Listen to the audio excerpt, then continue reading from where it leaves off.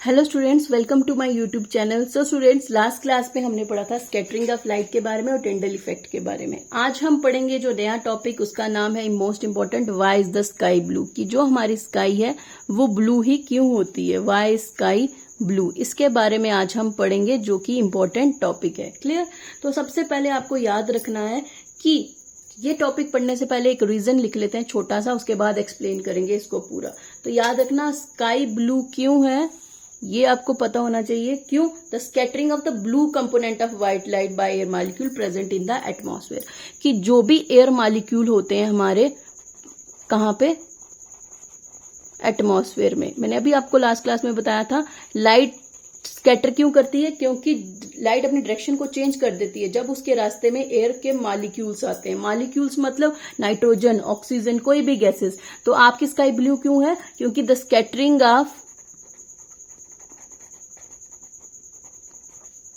Blue component,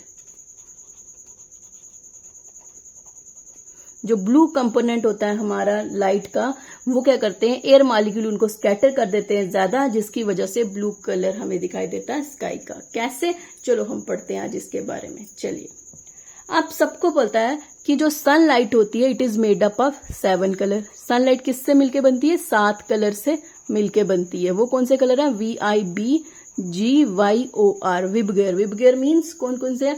violet, indigo, green, yellow, orange and red. तो आपको पता चल गया, ये है हमारी sunlight. It is made up of 7 colour. ये कितने कलर से मिलके बनी है?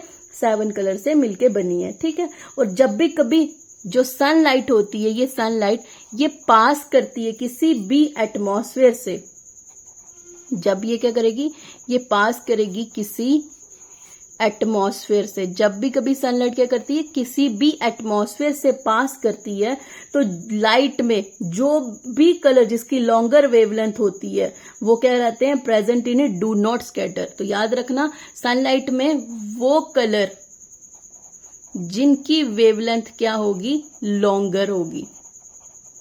वेवलेंथ क्या होगी? लॉन्गर। वो कलर जिनकी वेवलेंथ लॉन्गर है, they do not gate scattered much by the air molecule. ये क्या करेंगे? दे डू नॉट स्कैटर्ड, इनको स्कैटर नहीं कर पाएंगे। कौन? Air molecules. क्यों? क्योंकि इनकी वेवलेंथ क्या है? ज्यादा है। ठीक है। हमें पता चल गया कि सनलाइट क्या होती है? 7 कलर से मिलके बनी है, जिसका नाम है विबगेयर। सनलाइट जब पास करती है एटमॉस्फेयर से, तो सनलाइट के कलर, वो कलर जिनकी वेवलेंथ लॉन्गर है, वो स्कैटर नहीं कर पाती। कौन? हमारी एयर मॉलिक्यूल उनको स्कैटर नहीं कर सकते, जिनकी वजह से वो क्या करते हैं? दे पास स्ट्रेट। ये कहाँ चले जाते हैं? स्ट्रेट ही चले जाते हैं। ये पास कैसे करते हैं? स्ट्रेट। अब आपको याद रखना है कि वही कलर जो होंगे स्काई का दिखेगा, जो कलर क्या होंगे? स्कैटर, डिफरेंट डायरेक्शन में मूव करेंगे और पूरे आसमान में फैल जाएंगे। वही कलर हमें क्या दिखेगा? आसमान का। बट अगर हमने यहां देखें, इस केस में देखें, तो हमने देखा कि सनलाइट तो पास करी एटमॉस्फेयर से, तो वो कलर जिनकी वेवलेंथ ज्यादा है, कौन कौन से कलर जिनकी वेवलेंथ ज्यादा है? तो हम बोल सकते हैं रेड, येलो, ऑरेंज, ये जो कलर हैं एटसेट्रा, इन सब की वेवलेंथ क्या है? ज्यादा है। ये स्कैटर नहीं करेंगे, ये स्ट्रेट चले जाएंगे। क्लियर? अब जो दूसरी बात अगर हम देखें यहाँ पे, तो जो शॉर्टर वेवलेंथ वाले होते हैं, तो हमें पता चल गया, ये तो सनलाइट की बात की थी हमने, इन कलर की, जिनकी वेवलेंथ क्या थी? ज्यादा, मतलब RYO, रेड, येलो, ऑरेंज, इनकी वेवलेंथ ज्यादा थी, जिसकी वजह से सनलाइट जो है वो फैली नहीं, वो सीधी, बिल्कुल सीधी चलेगी, ये स्कैटर नहीं की। अब क्वेश्चन रेजेस होता है, ये तो लॉन्गर वेवलेंथ वालों की बात की, अब हमने किसकी बात करनी है? ऐसे कलर जिनकी वेवलेंथ क्या होती है? शॉर्ट होती है। शॉर्ट वेवलेंथ, वेवलेंथ को डिनोट करते हैं लैम्डा से। तो ऐसी लाइट जिनकी वेवलेंथ कम है, वो क्या करेंगे? स्कैटर कर जाएंगे ऑल अराउंड द स्काई। पूरी स्काई में वो क्या करेंगे? स्कैटर करेंगे, फैल जाएंगे। तो कौन सा ऐसा कलर है जिसकी वेवलेंथ कम होती है और वो स्कैटर ज्यादा करता है? तो आप सबको पता है वो कौन सा है? Red colour, blue colour. Blue colour की वेवलेंथ क्या होती है? सबसे कम, और वो स्कैटर क्या करता है? ज्यादा। तो हमें पता चल गया, जो ये ब्लू कलर होता है, इसकी वेवलेंथ शॉर्टर है, ये स्कैटर क्या करता है? ज्यादा। पूरे आसमान में हमें क्या हो जाएगा?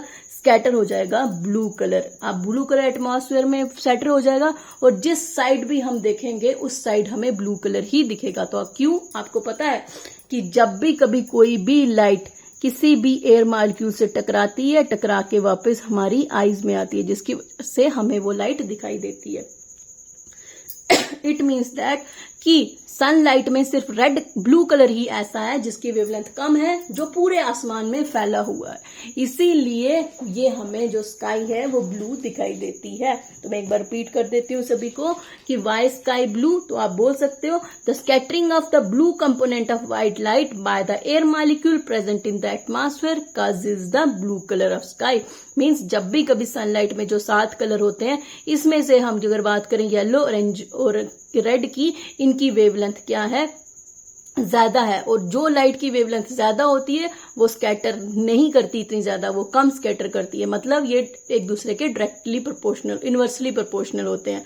अगर वेवलेंथ कम है तो वो स्कैटर ज्यादा करेंगे, अगर वेवलेंथ ज्यादा है तो वो स्कैटर क्या करेंगे, कम। तो इसीलिए हमें पता चला कि स्काई ब्लू क्यों होती है, बिकॉज कि जो रेड कलर, ब्लू कलर है जो इसमें, ब्लू कलर जो है उसकी वेवलेंथ कम होने की वजह से वो पूरे आसमान में स्कैटर कर जाता है, जिसकी वजह से हमें स्काई ब्लू दिखाई देती है। क्यों, अब आप याद रखना एक और पॉइंट यहाँ पे कि जो सनलाइट में ब्लू कलर होता है वो सिर्फ थोड़ा सा ही स्मॉल कलर जो होता है वो स्कैटर करता है, मैक्सिमम कलर वापस सनलाइट में चला जाता है, जिसकी वजह से जब भी कभी हम सनलाइट देखते हैं फिर से हमें ब्लू कलर दिखाई देता है। तो ब्लू कलर कितना स्कैटर करता है, बिल्कुल थोड़ा सा, सिर्फ थोड़ा स्कैटर करने की वजह से ही ब्लू कलर हमें दिखती है स्काई का। तो ये हमें पता चल गया कि स्काई ब्लू क्यों होती है। ठीक है, अब एक और बात याद रखोगे कि जो भी एयर के मॉलिक्यूल थे वो ऑब्स्टेकल का काम कर रहे थे। तो आपको कौन थे एयर के मॉलिक्यूल, ब्लू कलर के रास्ते में जब सनलाइट आ रही है, इसके रास्ते में नाइट्रोजन गैस आ गई,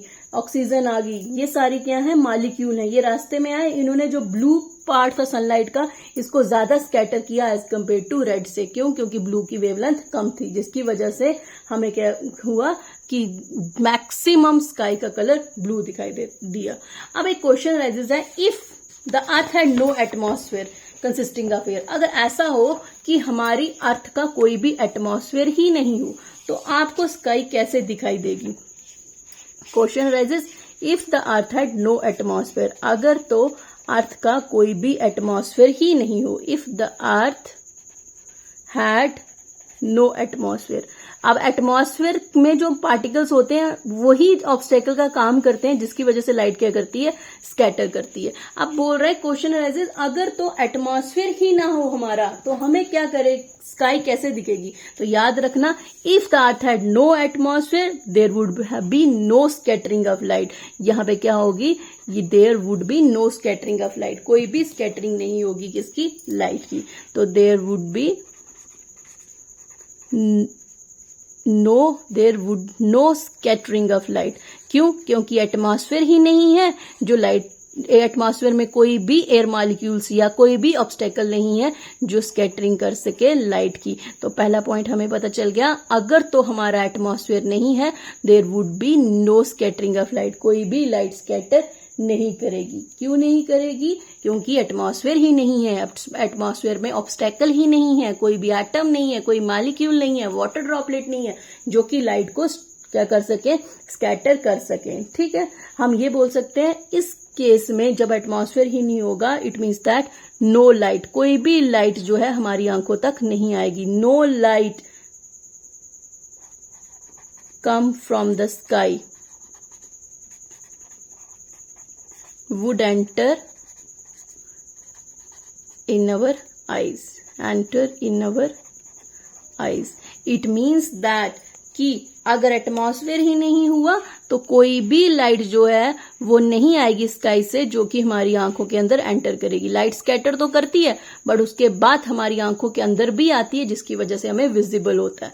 तो अगर एटमॉस्फेयर ही नहीं है, कोई स्कैटरिंग नहीं होगी, स्कैटरिंग ही नहीं होगी तो कोई भी लाइट हमारी आंखों में नहीं पहुंचेगी। इट मीन्स दैट कि जो हमारा स्काई है वो हमें डार्क दिखेगा and black to us. It means that third point कि जो हमारा एटमॉस्फेयर है, हमारा स्काई है, sky have looked dark and black to us, हमें डार्क और ब्लैक कलर का दिखेगा क्योंकि स्कैटरिंग ही नहीं हुई है। दैट्स वाई हम बोल सकते हैं कि एटमॉस्फेयर हमें डार्क और ब्लैक कलर का दिखाई देगा।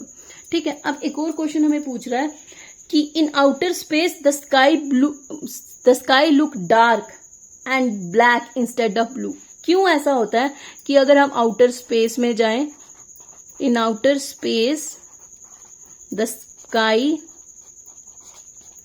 looks dark and black instead of blue means ये आपको एक और क्वेश्चन पूछा जाता है कि जैसे ही हम बात करते हैं कि हमारे एस्ट्रोनॉट्स जब ऊपर जाते हैं तो वो बोलते हैं जो स्काई है वो ब्लैक है और डार्क है, ब्लू नहीं है। ऐसा क्यों होता है कि जो हम ऊपर जब एस्ट्रोनॉट्स जाते हैं तो उन्हें जो स्काई है वो हमारी कैसे दिखाई देती है, डार्क और ब्लैक कलर की इंस्टेड ऑफ ब्लू के। तो आपको ध्यान रखना इस चीज का, क्यों ऐसा होता है, क्योंकि there is a no atmosphere containing the air in the outer space. क्यों ऐसा है, क्योंकि आउटर स्पेस में कोई भी एटमॉस्फेयर नहीं है जिसके अंदर क्या हो, containing air, no atmosphere containing air, क्योंकि हमारा आउटर स्पेस में कोई एटमॉस्फेयर नहीं है जो कि जिसमें कोई भी एयर हो। ठीक है, इसीलिए लाइट क्या करती है, स्कैटर नहीं करती है।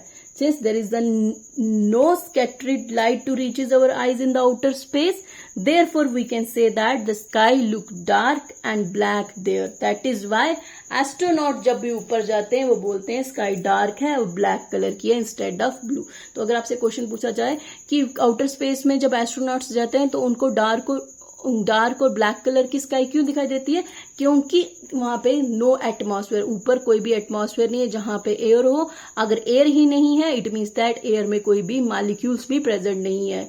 क्यों मॉलिक्यूल्स, जो क्यों इंपॉर्टेंट रोल प्ले करते हैं, क्योंकि मॉलिक्यूल्स जो है एटम मॉलिक्यूल्स ये ऑब्स्टेकल का काम करते हैं, जिसकी वजह से स्कैटरिंग होती ही क्या है, जब लाइट किसी भी ऑब्स्टेकल से टकरा के रैंडम डायरेक्शन में जाती है उसको हम बोलते हैं स्कैटरिंग ऑफ लाइट। तो हमें पता चल गया कि एटमॉस्फेयर में क्यों हमें अगर ऊपर जाते हैं एस्ट्रोनॉट तो उनको डार्क और ब्लैक कलर का दिखाई देता है। एक और क्वेश्चन है पर उसके बारे में थोड़ा सा बता देती हूँ आपको, बट वो आप सिलेबस से आपके कट हो गया। उसका क्वेश्चन है why the sun appear red at sunrise and sunset, कि क्यों जो है जो आपका सन होता है वो आपने देखा होगा जब आप चढ़ता है या फिर डूबता है तो वो आपको हमेशा ही रेड कलर का दिखाई देता है। क्यों, अब इसका उल्टा, जैसे हमने स्काई ब्लू में पढ़ा था कि ब्लू कलर की वेवलेंथ कम है जिसकी वजह से वो स्कैटर ज्यादा करता है और स्कैटर ज्यादा करने की वजह से वो हमारी आंखों में ब्लू कलर ही दिखाई देता है, जिसकी वजह से हमें स्काई ब्लू दिखती है।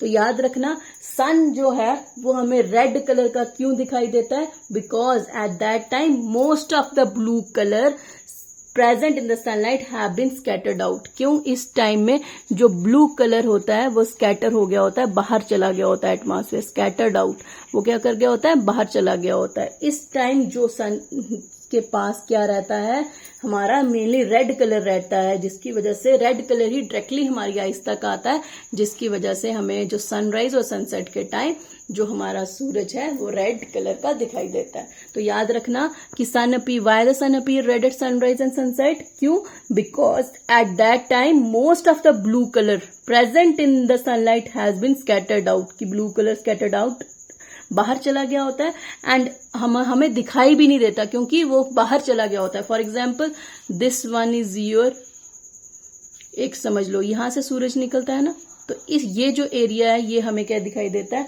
रेड दिखाई देता है। क्यों दिखाई देता है, क्योंकि जब सूरज की रोशनी आ रही होती है तो जो भी ब्लू कलर की लाइट है वो इस जगह से बाहर चली गई होती है। फॉर एग्जाम्पल ये लाइट यहाँ पे ब्लू कलर बाहर चला गया, यहाँ से भी ब्लू कलर बाहर चला गया क्योंकि ये स्कैटर ज्यादा कर रहा है, यहाँ से बाहर चला गया, ये भी सारा बाहर चला गया और इस एरिया में सिर्फ क्या बचा, आपके पास रेड ही कलर बचा, जिसकी वजह से जब हम देखेंगे हमारी आईज जो है इनको देखेंगी तो हमें क्या दिखाएगा, रेड कलर का दिखाई देगा। So students, this is all about your why sky blue, what is the scattering of light and why if the earth had no atmosphere, तो क्या होगा, क्यों जो आउटर स्पेस में स्काई है वो डार्क और ब्लैक दिखाई देती है instead of blue.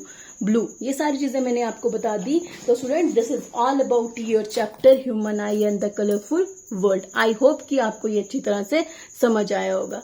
Next class में हम नेक्स्ट चैप्टर स्टार्ट करेंगे, वो हम अच्छी तरह से पढ़ेंगे। वो डिपेंड करता है कि आप फिजिक्स पढ़ना चाहते हो, केमिस्ट्री या बायोलॉजी, उसके टॉपिक हम कवर कर लेंगे। ठीक है, तो student thank you so much for your time. तो best of luck for your preparation.